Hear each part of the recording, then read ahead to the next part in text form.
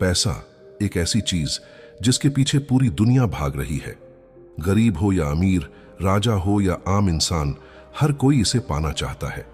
लोग इसके लिए अपनी पूरी जिंदगी लगा देते हैं। कोई इसके लिए बिजनेस खड़ा करता है, कोई युद्ध लड़ता है और कोई अपना सब कुछ दांव पर लगा देता है। लेकिन जरा एक पल के लिए कल्पना कीजिए, अगर कल सुबह आप उठें और दुनिया से पैसा पूरी तरह गायब हो चुका हो। ना आपके वॉलेट में कैश हो, न बैंक अकाउंट में बैलेंस, न यूपीआई काम कर रहा हो, न क्रेडिट कार्ड। अगर आपको खाना चाहिए तो आपको किसी ऐसे इंसान को ढूंढना होगा जिसके पास खाना हो और जिसे आपकी कोई चीज चाहिए हो। सुनने में अजीब लगता है ना? लेकिन सच यही है कि मानव इतिहास के ज्यादातर समय तक पैसा नाम की कोई चीज मौजूद ही नहीं थी। न कोई करेंसी थी, न बैंक, न स्टॉक मार्केट और न ही बिटकॉइन। फिर भी लोग जी रहे थे, व्यापार कर रहे थे और महान सभ्यताएं बना रहे थे। तो आखिर ऐसा क्या हुआ कि आज पूरी दुनिया एक ऐसी चीज के पीछे भाग रही है जो असल में सिर्फ कागज, धातु या कंप्यूटर स्क्रीन पर दिखाई देने वाले कुछ नंबर्स हैं? आखिर पैसा है क्या? एक साधारण कागज का टुकड़ा, एक धातु का सिक्का या मोबाइल स्क्रीन पर दिखने वाले कुछ डिजिट्स इतने कीमती कैसे बन गए? क्यों पूरी दुनिया इन पर भरोसा करती है? और सबसे बड़ा सवाल, इसकी शुरुआत कहां से हुई? आज की इस जर्नी में हम पैसे की पूरी कहानी जानेंगे। बार्टर सिस्टम से लेकर गोल्ड कॉइन्स तक, बैंक्स के जन्म से लेकर पेपर मनी तक, गोल्ड स्टैंडर्ड से लेकर फिएट करेंसी तक और क्रेडिट कार्ड्स, डिजिटल पेमेंट्स और बिटकॉइन जैसी क्रिप्टो करेंसीज तक। तो चलिए समय की घड़ी को हजारों साल पीछे घुमाते हैं, उस दौर में जब इंसानों ने अभी तक पैसे का आविष्कार नहीं किया था। लगभग 17,000 साल पहले इंसान छोटे छोटे कबीलों में रहते थे। उनकी दुनिया बहुत साधारण थी। न कोई शहर था, न बाजार और न ही किसी तरह की करेंसी। हर दिन का सिर्फ एक ही लक्ष्य था, जिंदा रहना। लोग शिकार करते थे, फल इकट्ठा करते थे और प्रकृति पर पूरी तरह निर्भर रहते थे। लेकिन एक समस्या थी, हर इंसान हर काम में अच्छा नहीं हो सकता था। कोई शिकार करने में माहिर था तो कोई बेहतर हथियार बना सकता था, कोई जानवरों की खाल तैयार करता था तो कोई खेती करना जानता था। और यहीं से शुरू हुई इंसानी इतिहास की पहली आर्थिक व्यवस्था, बार्टर सिस्टम, यानी चीजों के बदले चीजों का लेन देन। अगर आपके पास ताजा मांस है और मेरे पास मजबूत भाला, तो हम दोनों एक दूसरे से व्यापार कर सकते हैं। इससे दोनों को फायदा होता है। कई इतिहासकार मानते हैं कि बार्टर सिस्टम का शुरुआती विकास मेसोपोटामिया में हुआ था, जो आज के इराक के इलाके में स्थित था। यहीं पर इंसानों ने पहली बार बड़े पैमाने पर व्यापार और लेखा जोखा शुरू किया। बार्टर सिस्टम ने इंसानों को सिर्फ व्यापार करना ही नहीं सिखाया, बल्कि सहयोग करना भी सिखाया। लेकिन जैसे जैसे आबादी बढ़ी और सभ्यताएं विकसित हुईं, इसकी सीमाएं सामने आने लगीं। सबसे बड़ी समस्या थी डबल कोइंसिडेंस ऑफ वांट्स। मतलब व्यापार तभी संभव था जब दोनों लोगों को एक दूसरे की चीजों की जरूरत हो। मान लीजिए आपके पास गेहूं है और आपको दूध चाहिए, लेकिन जिस व्यक्ति के पास दूध है उसे गेहूं नहीं बल्कि कपड़े चाहिए, तो व्यापार रुक जाएगा। यानी आपके पास मूल्य होने के बावजूद आप अपनी जरूरत पूरी नहीं कर सकते। दूसरी समस्या थी वैल्यू तय करना। एक गाय के बदले कितने बोरे गेहूं मिलने चाहिए? एक तलवार की कीमत कितनी बकरियों के बराबर है? हर चीज का अलग मूल्य था और कोई कॉमन स्टैंडर्ड मौजूद नहीं था। इसी वजह से इंसानों ने एक नया समाधान खोजा, कमोडिटी मनी, यानी ऐसी चीजें जिन्हें लगभग हर कोई मूल्यवान मानता था। दुनिया के अलग अलग हिस्सों में अलग अलग वस्तुओं को पैसे की तरह इस्तेमाल किया जाने लगा। कहीं नमक मुद्रा बन गया, कहीं पशु धन का प्रतीक थे, कहीं कौड़ी के शंखों से व्यापार होने लगा। कई जगहों पर तंबाकू, चाय की पत्तियां और जानवरों की खाल भी करेंसी का काम करती थीं। अफ्रीका और एशिया के कई हिस्सों में कावरी शेल्स सदियों तक पैसे के रूप में इस्तेमाल होते रहे। पैसिफिक ओशन के याप आइलैंड में तो लोग विशाल पत्थरों को करेंसी मानते थे। इन राई स्टोन्स का वजन कई टन तक होता था। इंटरेस्टिंग बात यह थी कि इन्हें कहीं ले जाया नहीं जाता था। पत्थर अपनी जगह पर ही रहते थे। लोग सिर्फ यह याद रखते थे कि उनका मालिक कौन है। लेकिन कमोडिटी मनी में भी कई समस्याएं थीं। कुछ चीजें जल्दी खराब हो जाती थीं, कुछ को ले जाना मुश्किल था, और सबसे बड़ी बात, उनका मूल्य हर जगह एक जैसा नहीं था। अब इंसानों को ऐसी करेंसी चाहिए थी जो टिकाऊ हो, आसानी से ले जाई जा सके और जिसका मूल्य हर कोई स्वीकार करे। और इसी खोज ने जन्म दिया मानव इतिहास की सबसे बड़ी आर्थिक क्रांतियों में से एक को, कॉइन्स, धातु के सिक्कों की शुरुआत। मानव सभ्यता को अब ऐसी करेंसी मिल चुकी थी जिसे लोग आसानी से स्वीकार कर रहे थे, लेकिन कमोडिटी मनी की अपनी सीमाएं थीं। नमक खराब हो सकता था, पशुओं को संभालना मुश्किल था, कौड़ी के शेल्स हर जगह उपलब्ध नहीं थे, और बड़े पत्थरों को लेकर व्यापार करना तो लगभग नामुमकिन था। लोगों को एक ऐसी करेंसी चाहिए थी जो ड्यूरेबल हो, पोर्टेबल हो, आसानी से डिवाइड की जा सके और जिसका वैल्यू हर जगह समझा जा सके। और यहीं से शुरू हुआ कॉइन्स का युग। लगभग 600 बीसी में आज के टर्की के लिडिया रीजन में दुनिया के पहले स्टैंडर्डाइज्ड कॉइन्स बनाए गए। इन सिक्कों को इलेक्ट्रम नाम की एक नेचुरल एलॉय से बनाया गया था, जिसमें गोल्ड और सिल्वर दोनों मौजूद थे। इन कॉइन्स पर शेर का सिंबल बना होता था, जो लिडियन किंगडम की शक्ति का प्रतीक था। यह सिर्फ एक डिजाइन नहीं था, यह लोगों के लिए एक गारंटी थी कि सिक्का असली है और उसका वैल्यू सरकार द्वारा तय किया गया है। यहीं पहली बार इंसानों ने समझा कि मनी सिर्फ उसकी मटेरियल वैल्यू से नहीं, बल्कि ट्रस्ट से भी चलती है। लिडिया का यह आइडिया इतनी तेजी से फैला कि जल्द ही ग्रीस, पर्शिया और रोम जैसी सभ्यताओं ने भी अपने कॉइन्स बनाने शुरू कर दिए। प्राचीन ग्रीस में कॉइन्स सिर्फ करेंसी नहीं थे, वे आर्ट के मास्टरपीसेस भी थे। उन पर देवी देवताओं, योद्धाओं और मिथोलॉजिकल कैरेक्टर्स की तस्वीरें बनाई जाती थीं। एथेंस का आउल कॉइन पूरी दुनिया में प्रसिद्ध हो गया था। उस समय अगर आपके पास अथेनियन कॉइन होता तो लोग जानते थे कि आप एक पावरफुल ट्रेड नेटवर्क का हिस्सा हैं। यानी कॉइन सिर्फ मनी नहीं, बल्कि रेपुटेशन भी बन चुका था। उधर पर्शियन एम्पायर ने भी कॉइन्स का इस्तेमाल अपने विशाल साम्राज्य को जोड़ने के लिए किया। किंग डेरियस फर्स्ट ने गोल्ड कॉइन्स जारी किए, जिन्हें डरिक कहा जाता था। इनका इस्तेमाल टैक्स कलेक्शन, आर्मी पेमेंट्स और इंटरनेशनल ट्रेड में किया जाता था। एक स्टैंडर्ड करेंसी ने पूरे एम्पायर को आर्थिक रूप से एकजुट कर दिया। लेकिन अगर कोई सिविलाइजेशन कॉइन्स को अगले लेवल तक लेकर गई तो वह थी रोम। रोमन एम्पायर में सिल्वर डिनेरियस सबसे इंपॉर्टेंट करेंसी बन गया। रोमन सोल्जर्स को इसी करेंसी में सैलरी दी जाती थी, व्यापारी इसी से व्यापार करते थे और पूरे एम्पायर की इकोनॉमी इसी के इर्द गिर्द चलती थी। धीरे धीरे कॉइन्स पावर का सिंबल भी बन गए। हर नया एम्परर अपने चेहरे वाले कॉइन्स जारी करता था, ताकि पूरे एम्पायर को पता चले कि सत्ता अब किसके हाथ में है। लेकिन दुनिया के दूसरे हिस्से में चाइना एक बिल्कुल अलग रास्ते पर चल रहा था। चाइना में शुरुआती कॉइन्स हमारे आज के गोल्ड सिक्कों जैसे नहीं थे। कुछ कॉइन्स छोटे फावड़ों जैसे दिखते थे, जबकि कुछ चाकुओं की तरह बनाए जाते थे। इन्हें स्पेड मनी और नाइफ मनी कहा जाता था।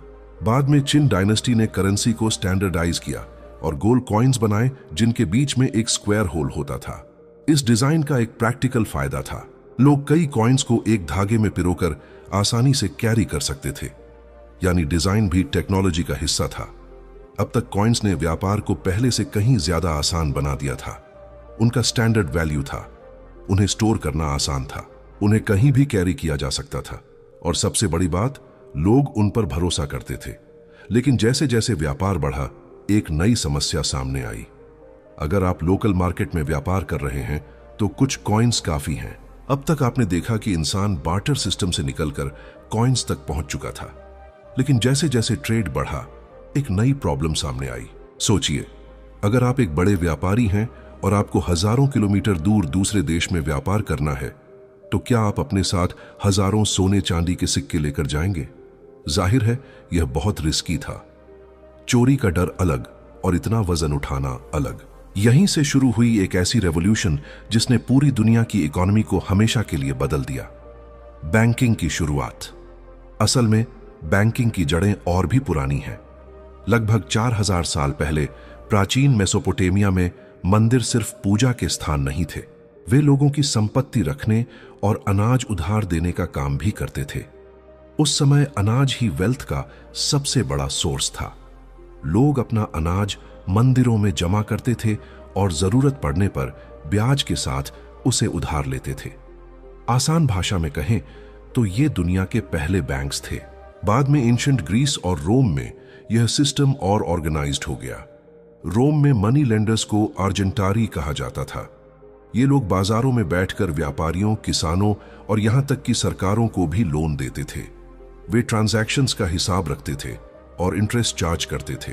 यहीं से मॉडर्न बैंकिंग की फाउंडेशन पड़नी शुरू हुई। लेकिन बैंकिंग की असली रेवोल्यूशन मिडिल एजेस में आई।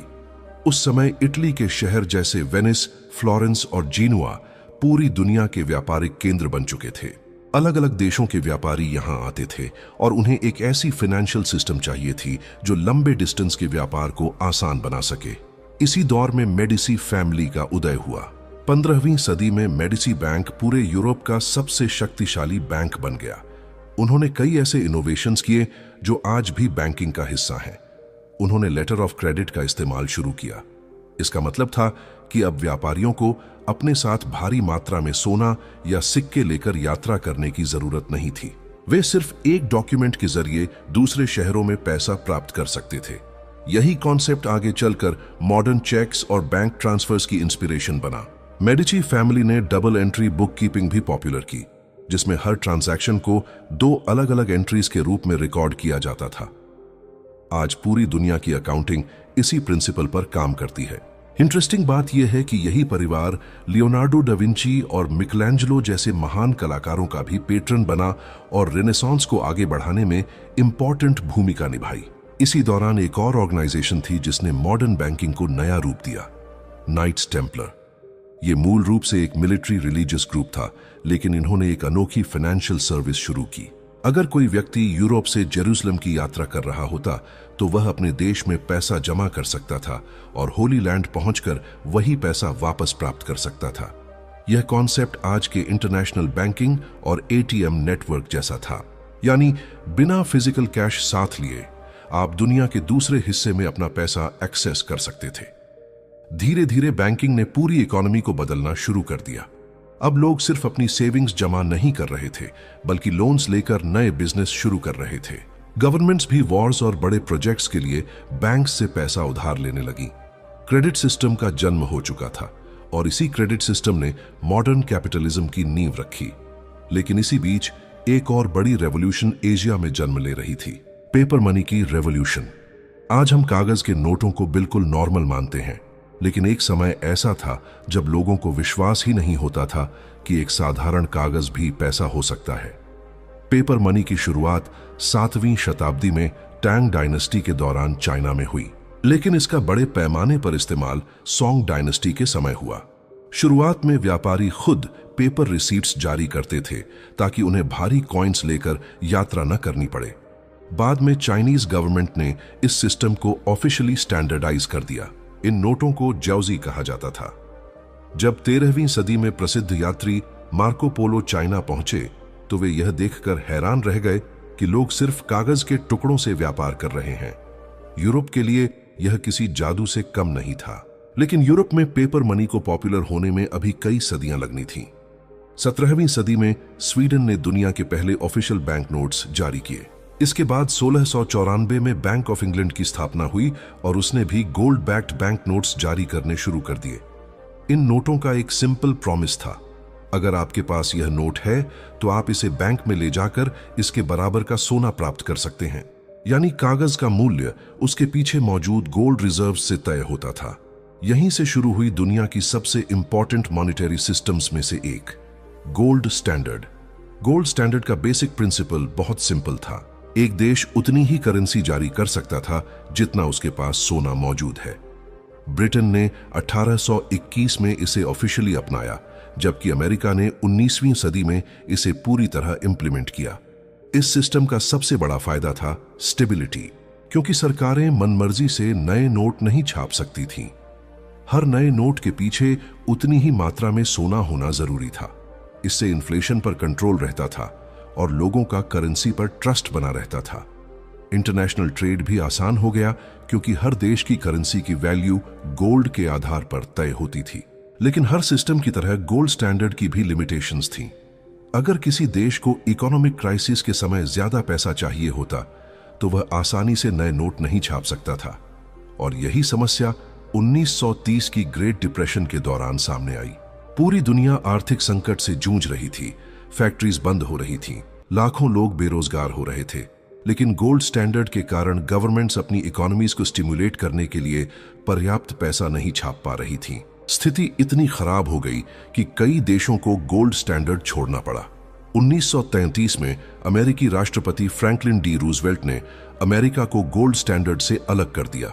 अब सरकार के पास इकोनॉमी को सपोर्ट करने के लिए ज्यादा फ्लेक्सिबिलिटी आ गई। लेकिन कहानी यहीं खत्म नहीं होती। सेकेंड वर्ल्ड वॉर के बाद दुनिया को एक नई ग्लोबल फाइनेंशियल सिस्टम की जरूरत थी और इसी जरूरत ने जन्म दिया ब्रेटन वुड्स सिस्टम को। 1944 में 44 देशों के लीडर्स न्यू हैम्पशायर के ब्रेटन वुड्स नामक स्थान पर इकट्ठा हुए। यहीं तय हुआ कि अब अमेरिकन डॉलर दुनिया की रिजर्व करेंसी बनेगी। दूसरे देश अपने रिजर्व्स में डॉलर रखेंगे और अमेरिका वादा करेगा कि $35 के बदले 1 आउंस सोना देगा। यानी पूरी दुनिया की फाइनेंशियल सिस्टम अब अमेरिकन डॉलर के इर्द गिर्द घूमने लगी। इसी कॉन्फ्रेंस में IMF और वर्ल्ड बैंक जैसी इंस्टीट्यूशंस का भी जन्म हुआ। लेकिन समय के साथ इस सिस्टम में भी प्रॉब्लम्स आने लगी। अमेरिका लगातार ज्यादा पैसा खर्च कर रहा था, खासकर वियतनाम वॉर के दौरान। दुनिया में डॉलर की संख्या बढ़ती जा रही थी, लेकिन उसके मुकाबले गोल्ड रिजर्व्स पर्याप्त नहीं थे। लोगों का भरोसा कमजोर पड़ने लगा। और फिर आया 15 अगस्त 1971, वह दिन जिसने पूरी फाइनेंशियल हिस्ट्री को बदल दिया। प्रेसिडेंट रिचर्ड निक्सन ने घोषणा की कि अब अमेरिका डॉलर को गोल्ड में कन्वर्ट नहीं करेगा। इसके साथ ही ब्रेटन वुड्स सिस्टम खत्म हो गया और दुनिया ने पूरी तरह से फियाट मनी के युग में प्रवेश किया। 1971 के बाद दुनिया पूरी तरह बदल चुकी थी। अब पैसे के पीछे सोना नहीं था। अब कोई भी व्यक्ति बैंक जाकर अपने नोटों के बदले सोना नहीं मांग सकता था। यहीं से शुरू हुआ फियाट मनी का युग, जिसमें आज हम सभी जी रहे हैं। लेकिन आखिर फियाट मनी होती क्या है? सरल शब्दों में कहें तो फियाट मनी वह करेंसी है जिसका अपना कोई इंट्रिंसिक वैल्यू नहीं होता और न ही वह सोने या चांदी जैसी किसी फिजिकल एसेट से बैक्ड होती है। उसकी वैल्यू सिर्फ एक चीज पर टिकी होती है, ट्रस्ट। अगर लोग मानते हैं कि यह कागज का टुकड़ा वैल्यूएबल है तो वह वैल्यूएबल है। अगर लोग उस पर भरोसा करना बंद कर दें तो उसकी कीमत लगभग खत्म हो सकती है। आज Indian rupee, American dollar, euro, Japanese yen और दुनिया की लगभग हर करेंसी फिएट मनी है।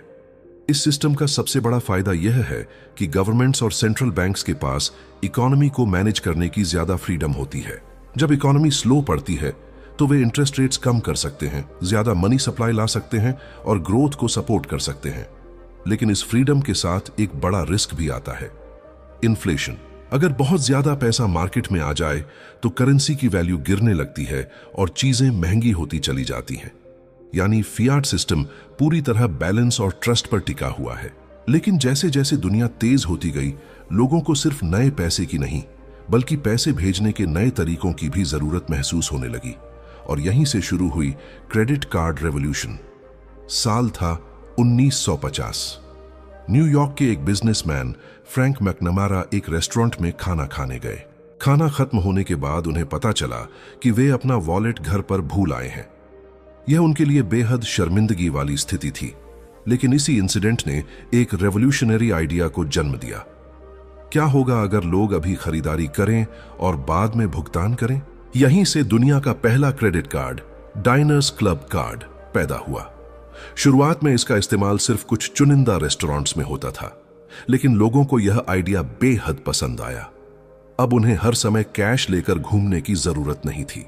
1960 के दशक तक यह कॉन्सेप्ट तेजी से फैलने लगा। फिर 1966 में 2 ऐसे नाम सामने आए जिन्होंने पूरी पेमेंट इंडस्ट्री को हमेशा के लिए बदल दिया, वीजा और मास्टर कार्ड। इन कंपनियों ने क्रेडिट कार्ड्स को सिर्फ रेस्टोरेंट्स तक सीमित नहीं रखा। अब grocery stores, hotels, airlines, shopping malls और हजारों बिजनेसेस इन कार्ड्स को एक्सेप्ट करने लगे। इन्होंने रिवॉल्विंग क्रेडिट का कॉन्सेप्ट भी पॉपुलर बनाया। मतलब अगर आप पूरा बिल एक साथ नहीं चुकाते तो बाकी रकम अगले महीने कैरी फॉरवर्ड हो सकती है, लेकिन उस पर इंटरेस्ट देना होगा। इस सिस्टम ने कंज्यूमर स्पेंडिंग को पूरी तरह बदल दिया। अब लोग वे चीजें भी खरीद सकते थे जिन्हें खरीदने के लिए पहले उन्हें महीनों तक बचत करनी पड़ती थी। क्रेडिट कार्ड्स ने कैशलेस इकोनॉमी की फाउंडेशन रख दी थी, लेकिन असली डिजिटल रेवोल्यूशन अभी बाकी थी। 1990 के दशक में इंटरनेट के आने के साथ पूरी दुनिया बदलने लगी। शुरुआत में लोग ऑनलाइन ट्रांजैक्शन से डरते थे। उन्हें फ्रॉड, हैकिंग और प्राइवेसी को लेकर चिंता थी। लेकिन टेक्नोलॉजी लगातार बेहतर होती गई। धीरे धीरे बैंक्स ने ऑनलाइन बैंकिंग सर्विसेज शुरू कर दी। अब लोगों को छोटी छोटी बैंकिंग सर्विसेज के लिए ब्रांच जाने की जरूरत नहीं थी। वे घर बैठे बैलेंस चेक कर सकते थे, बिल्स पे कर सकते थे और मनी ट्रांसफर कर सकते थे। यह एक मैसिव शिफ्ट था। लेकिन ऑनलाइन पेमेंट्स को मेन स्ट्रीम बनाने का सबसे बड़ा काम एक नई कंपनी ने किया, पेपाल। 1998 में पीटर थील, मैक्स लेवचिन और लूक नोसेक ने पेपाल की शुरुआत की। उनका विजन बहुत सिंपल था, लोग इंटरनेट के जरिए आसानी से और सुरक्षित तरीके से पैसे सेंड और रिसीव कर सकें। 2000 के दशक की शुरुआत तक पेपाल ऑनलाइन शॉपिंग की सबसे पॉपुलर पेमेंट मेथड बन चुका था, खासकर ईबे यूजर्स के बीच। इसने दुनिया को दिखा दिया कि डिजिटल पेमेंट्स सिर्फ पॉसिबल ही नहीं बल्कि ट्रेडिशनल पेमेंट से ज्यादा कन्वीनियंट भी हो सकते हैं। फिर आया स्मार्टफोन्स का युग और उसके साथ आई मोबाइल पेमेंट रेवोल्यूशन। 2014 में एप्पल ने एप्पल पे लॉन्च किया। अब लोग सिर्फ अपने आईफोन को मशीन के पास ले जाकर पेमेंट कर सकते थे। कुछ ही समय बाद गूगल पे और सैमसंग पे भी मार्केट में आ गए। भारत में भी यूपीआई ने पेमेंट इंडस्ट्री को पूरी तरह बदल दिया। आज करोड़ों लोग क्यूआर कोड स्कैन करके कुछ ही सेकंड में ट्रांजैक्शंस कर लेते हैं। जो काम कभी बैंक जाने के बिना संभव नहीं था, वह आज एक स्मार्टफोन से हो जाता है। कॉन्टैक्टलेस पेमेंट्स ने इस प्रोसेस को और भी आसान बना दिया। अब कार्ड स्वाइप करने या मशीन में डालने की जरूरत भी नहीं रही, बस टैप करो और पेमेंट कंप्लीट। लेकिन टेक्नोलॉजी की यह जर्नी यहीं नहीं रुकी। एक नई रेवोल्यूशन जन्म लेने वाली थी, क्रिप्टो करेंसी रेवोल्यूशन। साल था 2008। पूरी दुनिया फाइनेंशियल क्राइसिस से जूझ रही थी। बैंक्स पर लोगों का भरोसा कम हो रहा था। इसी दौरान सटोशी नाकामोटो नाम के एक रहस्यमयी व्यक्ति या समूह ने एक डॉक्यूमेंट पब्लिश किया। उसका नाम था bitcoin, a peer to peer electronic cash system. इस डॉक्यूमेंट ने एक बिल्कुल नई दुनिया की शुरुआत की। बिटकॉइन को इस तरह डिजाइन किया गया था कि उसे किसी बैंक, गवर्नमेंट या सेंट्रल अथॉरिटी की जरूरत ही न पड़े। सभी ट्रांजैक्शंस एक डिसेंट्रलाइज्ड नेटवर्क पर हों। यही था ब्लॉकचेन। ब्लॉकचेन को एक डिजिटल लेजर समझिए, जिसमें हर ट्रांजैक्शन हमेशा के लिए रिकॉर्ड हो जाती है और जिसे कोई अकेला व्यक्ति कंट्रोल नहीं कर सकता। 2009 में पहला बिटकॉइन ब्लॉक माइन किया गया। इसे जेनेसिस ब्लॉक कहा जाता है और इसी के साथ क्रिप्टो करेंसी एरा शुरू हो गया। बिटकॉइन की सबसे अनोखी बात उसकी लिमिटेड सप्लाई थी। दुनिया में कभी भी 21 मिलियन से ज्यादा बिटकॉइंस नहीं होंगे, यानी सरकारें इसकी सप्लाई नहीं बढ़ा सकती। यही वजह है कि बहुत से लोग इसे डिजिटल गोल्ड भी कहते हैं। इसके बाद इथीरियम, सोलाना और हजारों दूसरी क्रिप्टो करेंसीज सामने आईं। लेकिन जितनी अपॉर्चुनिटीज थीं, उतने ही रिस्क्स भी थे। बिटकॉइन की कीमत बेहद वॉलेटाइल है। कभी कुछ महीनों में कई गुना बढ़ जाती है तो कभी अचानक गिर जाती है। गवर्नमेंट्स भी अभी तक पूरी तरह तय नहीं कर पाई हैं कि क्रिप्टो करेंसीज को रेगुलेट कैसे किया जाए। कुछ देशों ने इन्हें अपनाया है, जबकि कुछ ने रिस्ट्रिक्शंस लगा दी हैं। एक और बड़ी क्रिटिसिज्म एनर्जी कंजम्पशन को लेकर है। बिटकॉइन माइनिंग में भारी मात्रा में इलेक्ट्रिसिटी की जरूरत पड़ती है, जिससे एनवायरमेंटल कंसर्न्स पैदा होते हैं। फिर भी क्रिप्टो करेंसीज ने दुनिया को यह सोचने पर मजबूर कर दिया कि क्या भविष्य में हमें बैंक्स और ट्रेडिशनल फाइनेंशियल इंस्टीट्यूशंस की उतनी जरूरत होगी जितनी आज है। और यहीं से हम पहुंचते हैं पैसे के अगले चैप्टर पर, सेंट्रल बैंक डिजिटल करेंसीज यानी सीबीडीसीज। अब तक की इस यात्रा में आपने देखा कि पैसा पत्थरों से शुरू होकर सोने, चांदी, कागज, क्रेडिट कार्ड्स और क्रिप्टो करेंसीज तक पहुंच चुका है। लेकिन सवाल यह है कि आगे क्या? क्या आने वाले समय में पैसा पूरी तरह डिजिटल हो जाएगा? क्या हमारी जेब से कैश हमेशा के लिए गायब हो जाएगा? और क्या गवर्नमेंट्स खुद अपनी डिजिटल करेंसीज लॉन्च करेंगी? शायद, और इसकी शुरुआत हो भी चुकी है। आज दुनिया के सबसे बड़े फाइनेंशियल ट्रेंड्स में से एक है सेंट्रल बैंक डिजिटल करेंसी यानी सीबीडीसी। सीबीडीसी को आसान भाषा में समझें तो यह किसी देश की ऑफिशियल करेंसी का डिजिटल वर्जन होता है, जिसे उस देश का सेंट्रल बैंक जारी और कंट्रोल करता है। यह बिटकॉइन जैसी क्रिप्टो करेंसी से बिल्कुल अलग है। बिटकॉइन डिसेंट्रलाइज्ड है, यानी उसका कोई मालिक नहीं है, लेकिन सीबीडीसी पूरी तरह सरकार और सेंट्रल बैंक के नियंत्रण में होती है। चाइना इस रेस में सबसे आगे माना जाता है। उसने डिजिटल युआन का डेवलपमेंट शुरू कर दिया है और कई शहरों में इसके ट्रायल्स भी हो चुके हैं।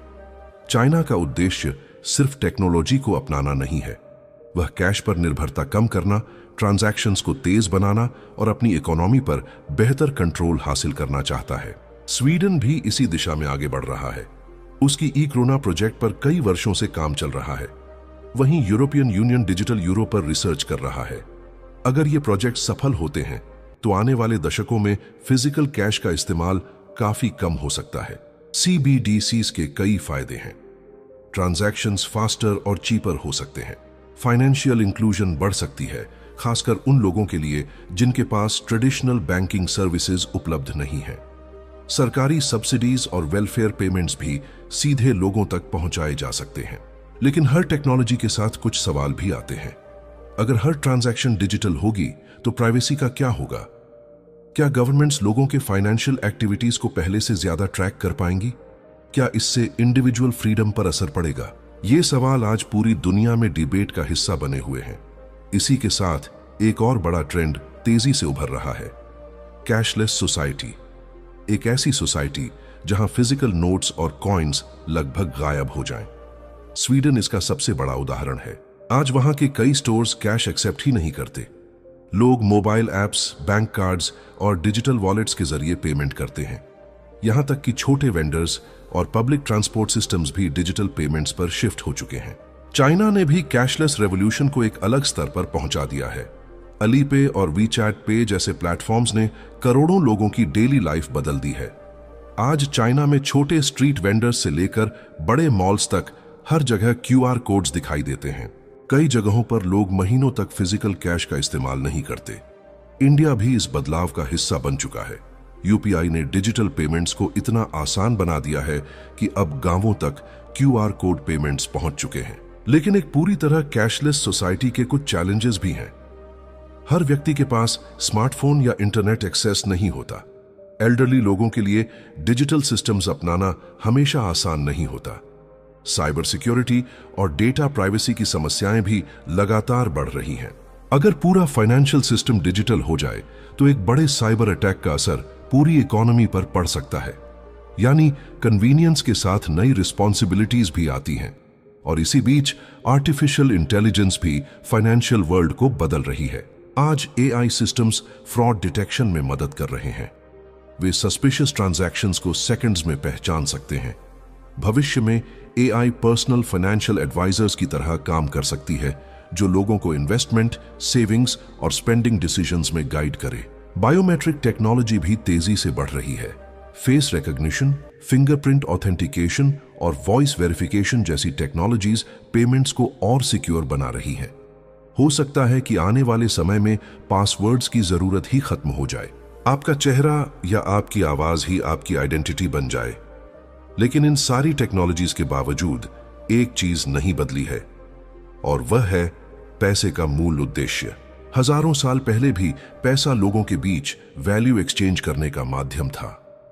आज भी उसका वही काम है, सिर्फ उसका रूप बदलता गया है।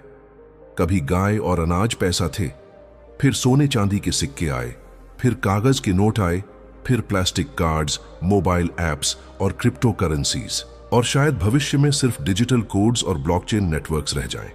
लेकिन हर दौर में एक चीज सबसे इंपॉर्टेंट रही है, ट्रस्ट। क्योंकि पैसा असल में कागज, धातु या कंप्यूटर कोड नहीं है। पैसा एक कलेक्टिव बिलीफ है, एक ऐसा एग्रीमेंट जिस पर पूरी सोसाइटी भरोसा करती है। अगर लोग उस भरोसे को स्वीकार करते हैं तो वही चीज पैसा बन जाती है, और अगर भरोसा खत्म हो जाए तो सबसे कीमती करेंसी भी सिर्फ एक साधारण वस्तु बनकर रह जाती है। पत्थरों से लेकर ब्लॉकचेन तक पैसे की कहानी इनोवेशन, पावर, ट्रस्ट और ह्यूमन सिविलाइजेशन की कहानी है। यह सिर्फ इकोनॉमिक्स की कहानी नहीं है, यह हमारी पूरी सभ्यता की कहानी है। क्योंकि जिस तरह पैसा बदलता गया, उसी तरह इंसान की सोच, उसका व्यापार और उसकी दुनिया भी बदलती गई। और अब हम एक ऐसे मोड़ पर खड़े हैं जहां पैसा पहले से कहीं ज्यादा डिजिटल, कनेक्टेड और इंटेलिजेंट बनता जा रहा है। आने वाले दशकों में कौन सी टेक्नोलॉजी दुनिया को बदल देगी, यह कोई नहीं जानता। लेकिन एक बात निश्चित है, पैसे का एवोल्यूशन अभी खत्म नहीं हुआ है। यह कहानी आज भी लिखी जा रही है, और शायद इसका अगला चैप्टर हमारी आंखों के सामने ही शुरू होगा। और अगर आप जानना चाहते हैं कि आखिर एक ऐसा इंसान जिसने खुद कुछ बनाया नहीं, फिर भी पूरी दुनिया की सरकारों, बैंकों और उद्योगपतियों से ज्यादा ताकतवर कैसे बन गया, तो स्क्रीन पर दिख रहे वीडियो पर अभी क्लिक कीजिए।